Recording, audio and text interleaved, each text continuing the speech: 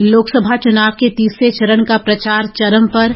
मेनका गांधी और कुमारी सैलजा सहित कई प्रमुख उम्मीदवारों ने नामांकन दाखिल किए। दिल्ली पुलिस की विशेष शाखा ने दिल्ली और एनसीआर के कई स्कूलों को मिले बम की धमकी वाले ईमेल के बारे में मामला दर्ज किया, जांच जारी।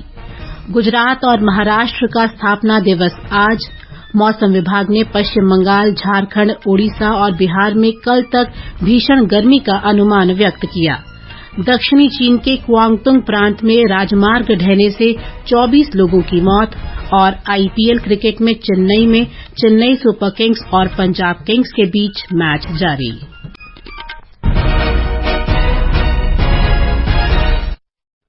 समाचार संध्या के साथ मैं प्रियंका अरोड़ा। लोकसभा चुनाव के तीसरे चरण के लिए प्रचार चरम पर है। प्रमुख राजनीतिक दलों के शीर्ष नेता अपने अपने उम्मीदवारों के लिए समर्थन जुटाने में कोई कसर नहीं छोड़ रहे हैं।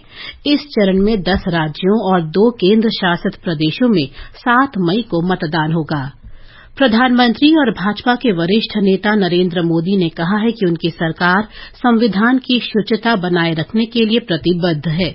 गुजरात के बनासकांठा के डीसा में आज एक चुनावी रैली में उन्होंने कहा कि संविधान में अनुसूचित जाति, जनजाति और अन्य पिछड़ा वर्ग के लिए आरक्षण की व्यवस्था हर हाल में बनाई रखी जाएगी। बाबा साहब का अम्बेडकर का संविधान इन लोगों ने 60-70 साल तक राज किया, लेकिन पूरे देश में लागू नहीं कर पाए थे। कश्मीर में ये संविधान लागू नहीं हुआ था। कश्मीर में दलितों को, आदिवासियों को, पिछड़ों को आरक्षण नहीं मिलता था।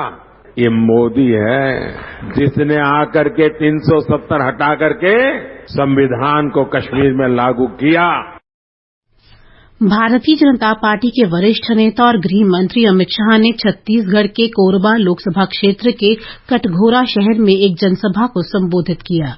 उन्होंने कहा कि प्रधानमंत्री नरेंद्र मोदी के नेतृत्व में अगर तीसरी बार सरकार बनती है तो छत्तीसगढ़ में अगले 2 वर्षों में माओवाद की समस्या खत्म हो जाएगी।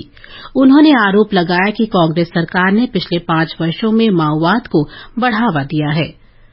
असम के धुबरी में चुनावी रैली को संबोधित करते हुए कांग्रेस की वरिष्ठ नेता प्रियंका गांधी वाड्रा ने कहा कि जिन राज्यों में कांग्रेस की सरकार है वहां गारंटी कार्ड को लागू किया जा रहा है। आप रेवंत रेड्डी से पूछेंगे कि रेवंत जी तेलंगाना में आप क्या कर रहे हैं, तो वो आपको सारे काम गिनाएंगे। वो कहेंगे कि जो कांग्रेस पार्टी ने गारंटी दी थी चुनाव से पहले, उनको पूरा करने का काम कर रहा हूँ। आज कर्नाटका के सीएम से पूछेंगे कि आप क्या कर रहे हैं, तो कर्नाटका के सीएम आपको बताएंगे कि जो कांग्रेस ने गारंटी चुनाव से पहले दी, उनको पूरा करने का काम कर रहे हैं। विभिन्न राजनीतिक दलों के कई प्रमुख उम्मीदवारों ने आज अलग अलग लोकसभा सीटों पर नामांकन दाखिल किए। नामांकन से पहले सभी प्रत्याशियों ने रोड शो भी किया। एक रिपोर्ट। लोकसभा चुनाव के लिए विभिन्न दलों के कई प्रमुख प्रत्याशियों ने आज नामांकन पत्र दाखिल किए। वरिष्ठ भाजपा नेता मेनका गांधी ने उत्तर प्रदेश की सुल्तानपुर लोकसभा सीट से अपना नामांकन पत्र भरा। इस सीट से समाजवादी पार्टी के उम्मीदवार राम भुआल निषाद और बसपा के उदय राज वर्मा चुनावी मैदान में हैं। उत्तर पूर्वी दिल्ली से भाजपा उम्मीदवार मनोज तिवारी ने भी कांग्रेस उम्मीदवार कन्हैया कुमार के खिलाफ अपना पर्चा दाखिल किया।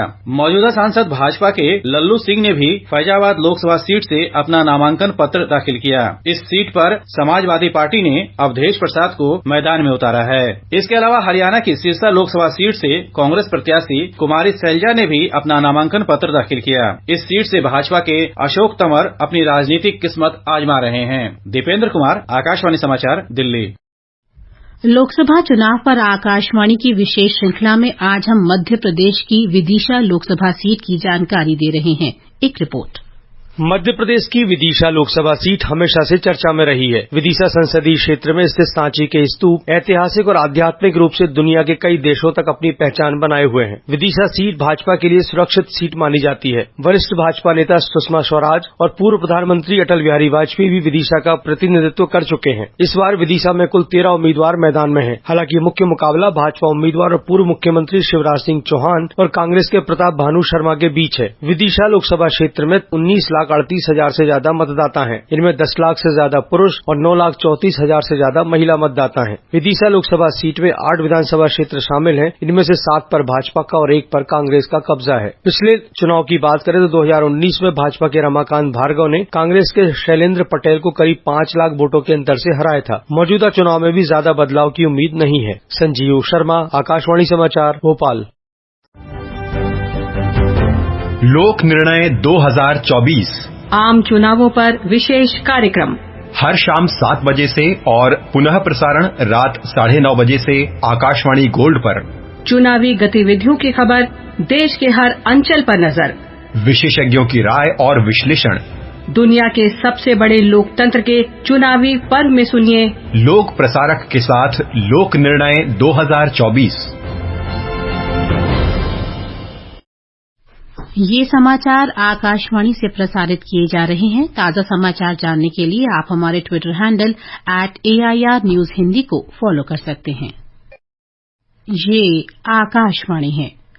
दिल्ली और NCR के कई स्कूलों को बम की धमकी वाली ईमेल मिलने के मामले में दिल्ली पुलिस की स्पेशल सेल ने आज मामला दर्ज किया। पुलिस ने बताया कि मामले की जांच की जा रही है। केंद्रीय गृह मंत्रालय ने विभिन्न स्कूलों को बम की धमकी संबंधी ईमेल को फर्जी करार दिया था। मंत्रालय ने कहा कि अब तक तलाशी में कुछ भी संदिग्ध नहीं मिला है। दिल्ली के उपराज्यपाल विनय कुमार सक्सेना ने दिल्ली पुलिस आयुक्त संजय अरोड़ा से बात की और इस मुद्दे पर विस्तृत रिपोर्ट मांगी। गुजरात और महाराष्ट्र का आज 65वां स्थापना दिवस है। इस अवसर पर गुजरात के राज्यपाल आचार्य देवव्रत और मुख्यमंत्री भूपेंद्र पटेल ने राज्यवासियों को शुभकामनाएं दी। राज्यपाल देवव्रत ने गुजरात और राज्य के बाहर रहने वाले सभी गुजरातियों और गुजरात के लिए प्रेम और सम्मान रखने वाले सभी लोगों को स्थापना दिवस की शुभकामनाएं दी।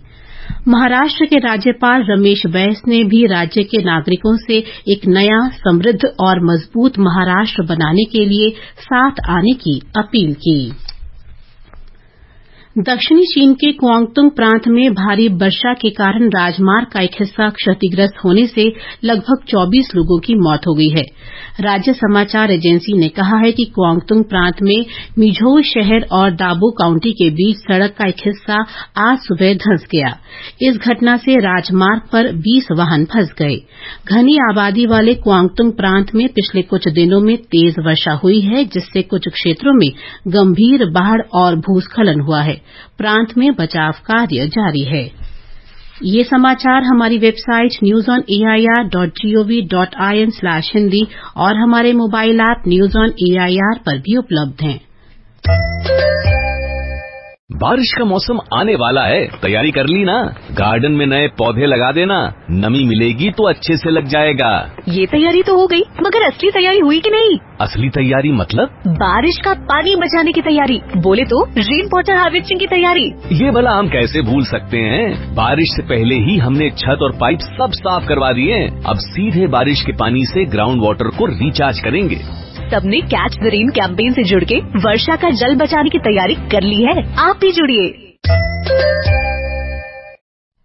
समाचार संध्या में आपका फिर स्वागत है। पश्चिम बंगाल, झारखंड, ओडिशा और बिहार में कल तक भीषण लू जारी रहने की संभावना है। मौसम विभाग ने बताया है कि देश के दक्षिणी हिस्सों में भी शुक्रवार तक इसी तरह की स्थिति रहने की संभावना है। एक रिपोर्ट।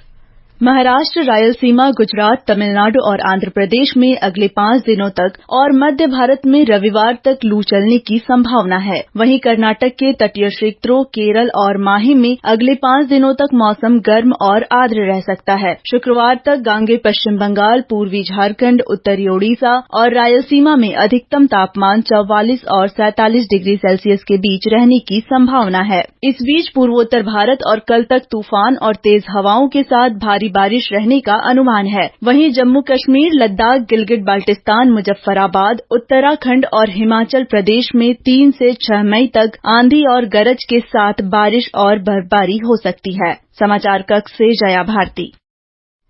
आकाशवाणी से बातचीत में मौसम विभाग के वरिष्ठ वैज्ञानिक RK जैनामणि ने बताया कि फिलहाल भीषण लू से राहत मिलने की संभावना नहीं है।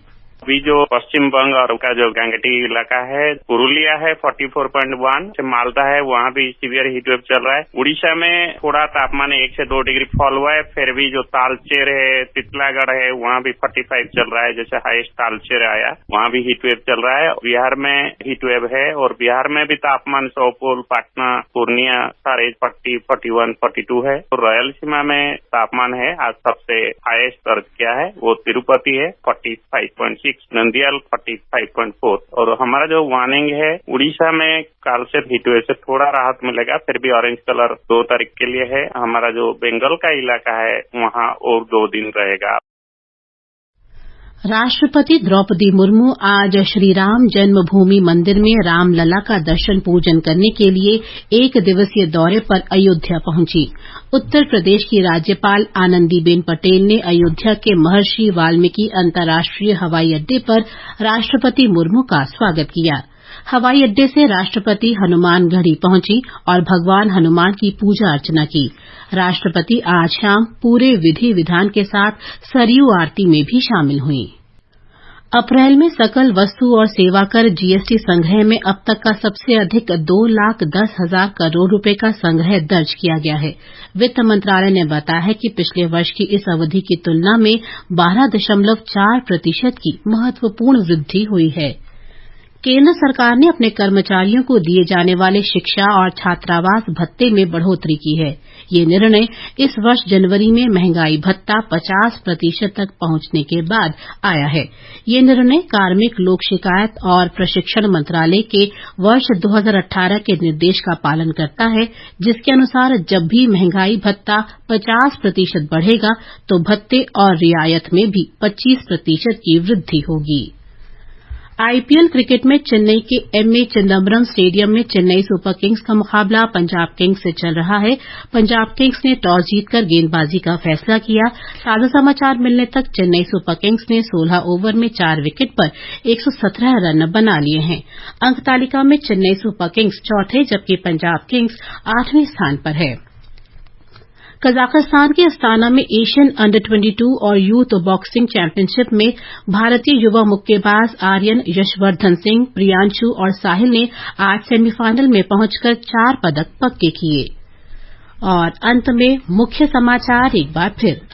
लोकसभा चुनाव के तीसरे चरण का प्रचार चरम पर। मेनका गांधी और कुमारी सैलजा सहित कई प्रमुख उम्मीदवारों ने नामांकन दाखिल किए। दिल्ली पुलिस की विशेष शाखा ने दिल्ली और एनसीआर के कई स्कूलों को मिले बम की धमकी वाले ईमेल के बारे में मामला दर्ज किया, जांच जारी। गुजरात और महाराष्ट्र का स्थापना दिवस आज। मौसम विभाग ने पश्चिम बंगाल, झारखंड, ओडिशा और बिहार में कल तक भीषण गर्मी का अनुमान व्यक्त किया। दक्षिणी चीन के क्वांगतुंग प्रांत में राजमार्ग ढहने से 24 लोगों की मौत। और आईपीएल क्रिकेट में चेन्नई सुपर किंग्स और पंजाब किंग्स के बीच मैच जारी। इसके साथ ही समाचार संध्या का ये अंक समाप्त हुआ। नमस्कार।